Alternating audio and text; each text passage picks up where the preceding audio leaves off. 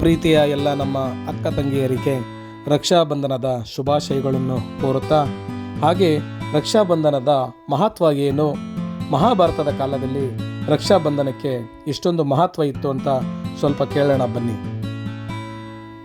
ನಮಸ್ಕಾರ ಸ್ನೇಹಿತರೆ, ಇಂದು ನಾವು ಒಂದು ಸುಂದರವಾದ ಹಬ್ಬದ ಬಗ್ಗೆ ಮಾತನಾಡುತ್ತಿದ್ದೇವೆ. ಅದು ಅಣ್ಣ ತಂಗಿಯರ ನಡುವಿನ ಅನನ್ಯ ಪ್ರೀತಿ ಮತ್ತು ರಕ್ಷಣೆಯ ಸಂಕೇತವಾದ ರಕ್ಷಾಬಂಧನ.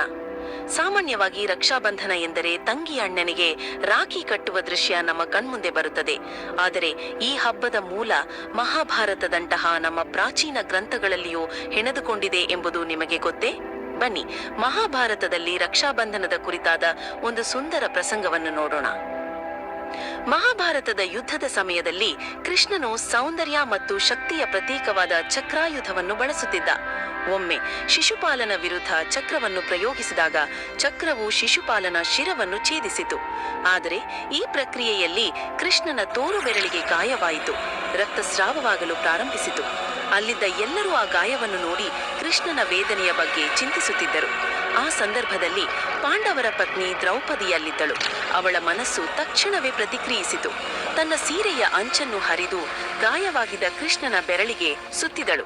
ಆ ಸಮಯದಲ್ಲಿ ದ್ರೌಪದಿಗೆ ತನ್ನ ಸೀರೆ ಅಮೂಲ್ಯವಾದುದೆಂಬ ಭಾವನೆ ಇರಲಿಲ್ಲ. ಕೃಷ್ಣನ ನೋವನ್ನು ಕಡಿಮೆ ಮಾಡುವುದೇ ಮುಖ್ಯವಾಗಿತ್ತು. ದ್ರೌಪದಿಯ ಈ ಪ್ರೀತಿ ಮತ್ತು ಸಹೋದರತ್ವದ ಭಾವಕ್ಕೆ ಕೃಷ್ಣ ಮನಸೋತ. ಅವಳು ಕಟ್ಟಿದ ಬಟ್ಟೆಯ ತುಂಡಿಗೆ ಪ್ರತಿಯಾಗಿ ಕೃಷ್ಣ ಒಂದು ಭರವಸೆ ನೀಡಿದ. ದ್ರೌಪದಿ, ಈ ದಿನದಿಂದ ನಾನು ನಿನ್ನನ್ನು ಎಂದೆಂದಿಗೂ ರಕ್ಷಿಸುತ್ತೇನೆ ಎಂದ.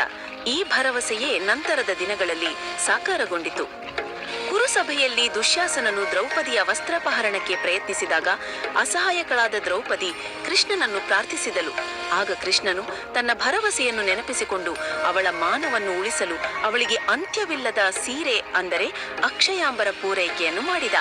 ಇದರಿಂದ ದುಶ್ಯಾಸನನು ಅವಳ ಸೀರೆಯನ್ನು ಎಳೆಯುತ್ತಲೇ ಇದ್ದನು. ಅದು ಮುಗಿಯಲಿಲ್ಲ. ಈ ಘಟನೆಯು ಕೃಷ್ಣನು ದ್ರೌಪದಿಗೆ ಕೊಟ್ಟ ರಕ್ಷಣಾ ಭರವಸೆಯ ಸಂಕೇತವಾಗಿ ನಿಂತಿತು. ಇದು ರಕ್ಷಾಬಂಧನದ ಮೂಲ ಎಂದು ಹಲವರು ನಂಬುತ್ತಾರೆ. ಒಂದು ಸಣ್ಣ ಗಾಯಕ್ಕೆ ನೀಡಿದ ಪ್ರೀತಿಯ ಸಹಾಯವು ಒಂದು ದೊಡ್ಡ ವಿಪತ್ತಿನಲ್ಲಿ ರಕ್ಷಣೆಯಾಗಿ ಪರಿವರ್ತನೆಯಾಯಿತು. ರಕ್ಷಾಬಂಧನ ಕೇವಲ ಒಂದು ದಾರವನ್ನು ಕಟ್ಟುವುದಷ್ಟೇ ಅಲ್ಲ, ಇದು ಪ್ರೀತಿ, ವಿಶ್ವಾಸ ಮತ್ತು ರಕ್ಷಣೆಯ ಸಂಕೇತ. ಅಣ್ಣ ತಂಗಿಯರ ನಡುವಿನ ಭಾವನಾತ್ಮಕ ಬಂಧವನ್ನು ಇದು ಬಲಪಡಿಸುತ್ತದೆ. ಈ ಹಬ್ಬವು ಕೇವಲ ರಕ್ತ ಸಂಬಂಧಿಗಳಿಗೆ ಮಾತ್ರ ಸೀಮಿತವಾಗಿಲ್ಲ. ಇಬ್ಬರು ವ್ಯಕ್ತಿಗಳ ನಡುವೆ ಯಾವುದೇ ರೀತಿಯ ಪವಿತ್ರವಾದ ಬಾಂಧವ್ಯವಿದ್ದರೂ ಅಲ್ಲಿ ರಕ್ಷಣೆಯ ಭರವಸೆ ಇರಬಹುದು. ಮಹಾಭಾರತದ ಈ ಕಥೆಯು ರಕ್ಷಾಬಂಧನದ ಮಹತ್ವವನ್ನು ನಮಗೆ ತಿಳಿಸುತ್ತದೆ. ಪ್ರೀತಿ ಮತ್ತು ರಕ್ಷಣೆಯ ಈ ಪವಿತ್ರ ಹಬ್ಬವನ್ನು ನೀವೆಲ್ಲರೂ ಸಂಭ್ರಮದಿಂದ ಆಚರಿಸಿ.